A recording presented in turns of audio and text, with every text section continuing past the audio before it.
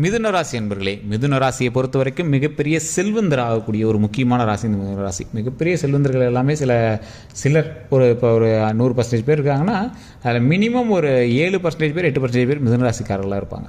இந்த மிதுன ராசிக்காரர்களுக்கு அவ்வளோ ஒரு செல்வத்தை தக்க வைத்து கொள்ளக்கூடிய ஒரு மிகப்பெரிய சக்தி இருக்குது. வீடியோ பார்த்துருக்கீங்க சொல்லுவாங்க, ஏண்டாப்பா அப்படிலாம் போய் சொல்கிறீங்க, மிதுன ராசி எவ்வளோ கடன் இருக்குது தெரியுமா, எவ்வளோ பிரச்சனை இருக்குது தெரியுமா அப்படிங்க. சரி, உங்களுக்கு மிதுன ராசிங்கிறது காமன். அந்த ராசியில் கிட்டத்தட்ட 10 கோடி பேர் இருப்பான். அதில் சில லக்கினம் தசாபுத்திலாம் வேலை செஞ்சால் தான் அந்தளவுக்கு செல்வந்தர் ஆகுவாங்க. அதுக்கு ஏன் இப்போ ராசி பலன் சொல்கிறேன் அப்படின்னு கேட்பீங்க. அதுக்கு தான் தனிப்படையான ஜோதிடம் ஒரு டைம் பார்க்கணும் அப்படிங்கிறது. கீழே வந்து ஃபோன் நம்பர் கொடுத்துருங்க, டிஸ்கிரிப்ஷன்லேயே ஃபோன் நம்பர் இருக்குது. நீங்கள் அந்த ஃபோன் நம்பர் ஃபோன் பண்ணிங்கன்னா தனிப்படையான ஜோதிடம் பார்த்து தெரிஞ்சிக்கலாம். நிறைய விஐபிகளும் அதில் வந்து ஜோதிடம் பார்த்து தெரிஞ்சுக்கிறாங்க. இப்போ இந்த செல்வந்தர் ஆகக்கூடிய இந்த மிதுன ராசிக்கு நிறைய வாய்ப்புகளும் நிறைய ஒரு சான்ஸ் கிடைச்சிருக்கும். அது எல்லாமே நீங்கள் வந்து தட்டி கழிச்சிருப்பீங்க. தட்டி கழிக்கிறது உங்களுக்கு தெரியாமல் கூட ஸ்லிப் பண்ணுவீங்க. சார், அந்த ஒரு விஷயத்தை நான் செஞ்சிருந்தேன்னா இன்றைக்கி நான் வேறு லெவல் சார் அப்படிம்பீங்க.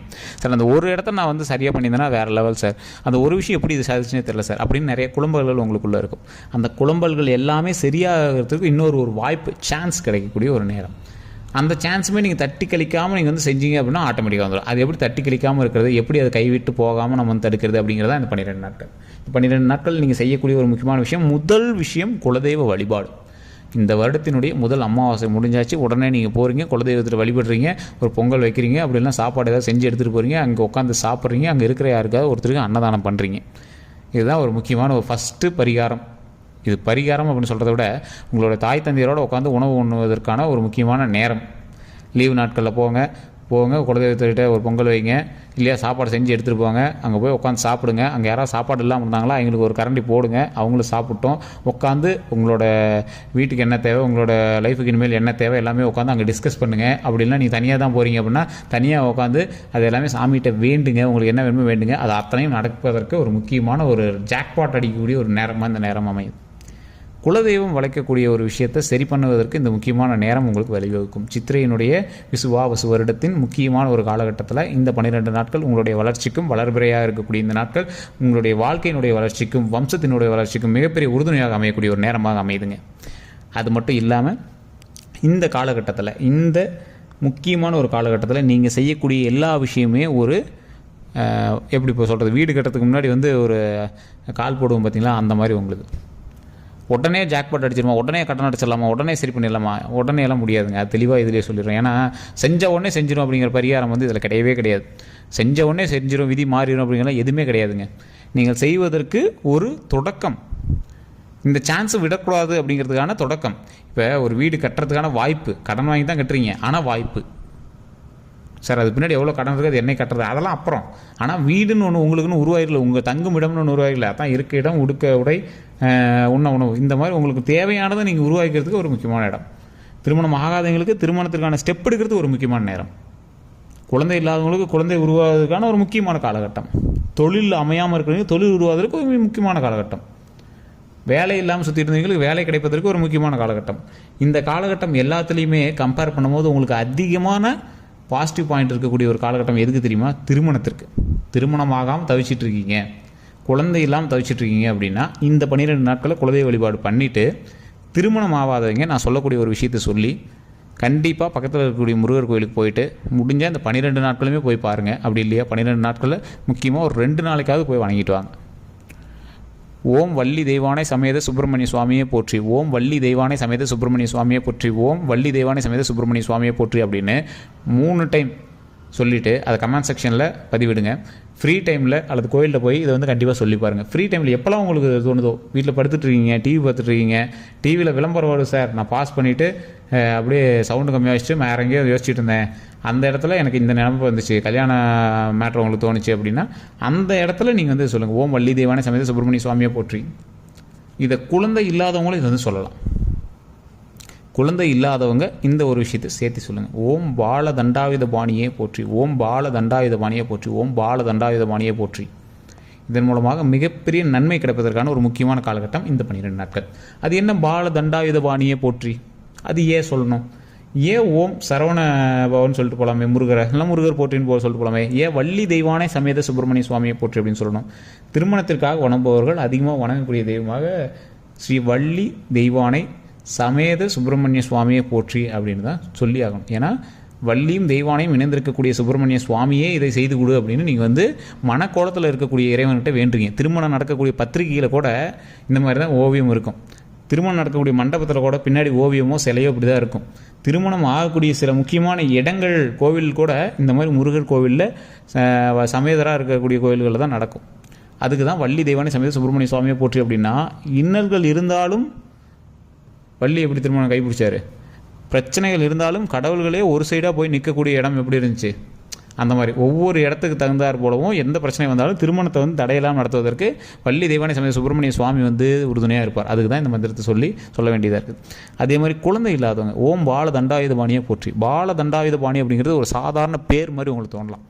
அந்த ஓம் அப்படிங்கிறது சாதாரண பேர் மாதிரி தோணலாம். பால தண்டாயுத பாணி அப்படின்னா தன்னுடைய இளமையை பெருகுவதற்கு போகர் ஒரு சிலையை உருவாக்கி, பாலனாக ஒரு சிலையை உருவாக்கி, தன்னுடைய 9 நவபாஷாணங்களையும் ஒருங்கிணைத்து அதில் நீலி அப்படிங்கிற பாஷாணத்தை போட்டு 64 வகையான விஷத்தை முறிக்கக்கூடிய ஒரே விஷமான நீலி அப்படிங்கிற விஷத்தை போட்டு அந்த விஷத்தை எல்லாத்தையும் நியூட்ரலைஸ் பண்ணி அதை 9 பாசானமாக மாற்றி அதை நவபாசானமாக மனிதர்களுக்கு எட்டும் வகையில் ஒரு உருவமாக பண்ணுறாரு.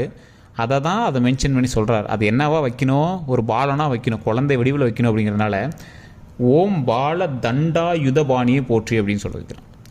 ஓம் அப்படிங்கிறது பிரபஞ்ச வார்த்தை, பாலன் அப்படிங்கிறது ஒரு பாலகுமாரன், கரெக்டாக ஒரு 5 வயசு 6 வயசு பையன் அப்படின்னு சொல்கிறது. பால தண்டாயுத பாணி தன்னுடைய சீடனான புலிப்பாணியை வச்சு அந்த சிலை செய்கிறார். அவரை வந்து குருவாக நினச்சி போகரன் சிலை செய்கிறார்.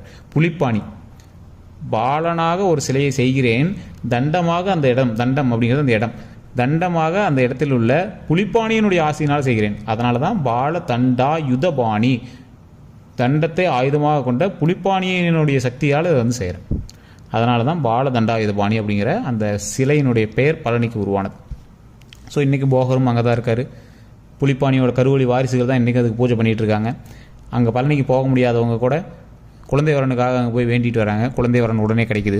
அதனால தான் ஓம் பால தண்டாயுத பாணி அப்படின்னு நீங்கள் வந்து தினம் முடிஞ்ச அளவுக்கு ஒரு 6 டைம் சொல்லுங்கள், மிகப்பெரிய நன்மை கிடைக்கும். கண்டிப்பாக கமெண்ட் செக்ஷனில் பதிவிடுங்க. கமெண்ட் செக்ஷனில் பதிவிட்டு நம்ம சேனலை ஃபாலோ பண்ணி வச்சுக்கோங்க. கண்டிப்பாக இன்னும் ஒரு இடத்துல வந்து நம்ம வீடியோவில் நம்ம போடும்போது நீங்கள் வந்து கீழே சொல்லுவீங்க, சார் போன வருஷம் நீங்கள் சொன்னீங்க அதே மாதிரி நான் சொன்னேன், கண்டிப்பாக நடந்துச்சு அப்படின்னு நீங்கள் வந்து நம்பிக்கையோடு சொல்லுவீங்க. கண்டிப்பாக சொல்கிறேங்க, நிறையா இடங்களில் நிறையா பேர் தெரியாத ஒரு விஷயம், குழந்தை வரனுக்காக தேடுறவங்க கண்டிப்பாக இறந்த முன்னோர்கள் அதிகமாக இருக்கக்கூடிய இடங்களில் வணங்கணும். எப்படி அப்படியே சார் பழனி வணங்க சொல்லுவீங்க, பக்கத்தில் போகர் ஜீவ சமாதி இருக்குதுங்க, போகர் தான் அந்த சிலையை செஞ்சார், அவரோட ஜீவ சமாதி அங்கே இருக்குது. அதே மாதிரி சிவன் ஆலயங்களில் வணங்குவாங்க. சிவன் ஆலயத்தை வணங்குறாங்க பள்ளிப்படை கோவில்கள்.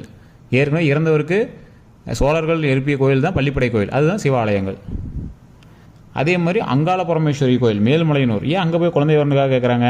எல்லா ஆத்மாக்களும் ஒருங்கிணைந்து இருக்கக்கூடிய ஒரு பக்கத்தில் இருக்கக்கூடிய சுடுகாடு, எல்லா இடத்துலையும் மயான கொள்ளை நடத்தக்கூடிய ஒரு மிகப்பெரிய அம்மன், எல்லா உயிர்களையும் கையில் வச்சுட்டு இருக்கிற அம்மன், அதுக்கிட்டேருந்து ஒரு உயிரை வந்து குழந்தையாக கொடுக்கும். ஸோ அதனால தான் இந்த மாதிரி இடங்களில் குழந்தை வரன் கிடைக்கும்.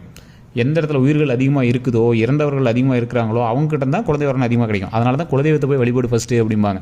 குலதெய்வம் யார்? உங்களுடைய முன்னோர்கள்லாம் அவையே எங்கே இருப்பாங்க? அங்கே தான் இருப்பாங்க. அவங்ககிட்ட கேட்டால் குழந்தை வரன் அதிகமாக கொடுப்பாங்க, இல்லை அவங்களே குழந்தைய பிறப்பாங்க. அதுக்கு தகுந்தாறு போல தான் நம்மளோட முன்னோர்கள் அப்போவே வந்து இந்த விஷயங்கள் எல்லாமே செஞ்சு வச்சுருக்காங்க. நீங்கள் ஃபஸ்ட்டு வணங்க வேண்டியது குலதெய்வம், திருமணமாக அதையும் வணங்க வேண்டியது ஓம் வள்ளி தெய்வானை சமேத சுப்பிரமணிய சுவாமியை போற்றி அப்படின்னு சொல்லணும். குழந்தை வரன் இல்லாதவங்க வணங்க வேண்டியது ஓம் பால தண்டாயுதபாணியை போற்றி அப்படின்னு 6 டைம் சொல்லணும். இதுதான் வந்து உங்களுக்கு மிகப்பெரிய பரிகாரம் அப்படின்னு நான் சொல்கிறது. இதை செஞ்சு பாருங்கள், மிகப்பெரிய நன்மை கிடைப்பதற்காக ஒரு முக்கியமான நேரமாக இனி வரக்கூடிய காலகட்டங்கள் உங்களுக்கு அமையும். அதே மாதிரி இந்த விஷயம் மட்டும்தான் இதுக்கு மேட்ச் ஆகுமா சார்? இப்போ இந்த 2 விஷயத்துக்கு தான் 12 நாளா அப்படின்னு கேட்டிங்கன்னா, ஆப்டாக சொல்லணும் அப்படின்னா இந்த 2 விஷயத்துக்கு தான் இந்த 12 நாட்கள் உங்களுக்கு அதிகமாக ஒர்க் ஆகும். சரி சார், மற்ற எந்த விஷயத்துக்கு ஒர்க் ஆகாது அப்படின்னு கேட்டிங்கன்னா, ஒர்க் ஆகும். ஆனால் அது எந்த விஷயத்துக்கு வந்து உங்களுக்கு 100% ஒர்க் ஆகும்னு இருக்குல்ல, அது இந்த விஷயத்துக்கு உங்களுக்கு கண்டிப்பாக ஒர்க் ஆகும். அதே மாதிரி நீங்கள் வணங்க வேண்டிய உங்களோட குலதெய்வத்துக்கிட்டையும் உங்களுடைய பிரச்சனைகளை சொல்லி வணங்க. இப்போ நான் சொன்ன விஷயங்களை யார் வேணாலும் சொல்லலாம். வள்ளி தெய்வானை சமேத சுப்பிரமணிய சுவாமியை போட்டிங்கிறது யார் வேணால் சொல்லலாம். ஓம் பால தண்டாயுதபாணியை போற்றி அப்படின்னு யார் வேணால் சொல்லலாம். அதை சொல்லிவிட்டு உங்களுடைய பிரச்சனைகள் எதுவாக இருந்தாலும் நீங்கள் இறைவன்கிட்ட சொல்லுங்கள். அதற்கு தகுந்தாற் போல் இறைவனே உங்களுக்கு ஒரு சொல்யூஷன் கொடுப்பாரு.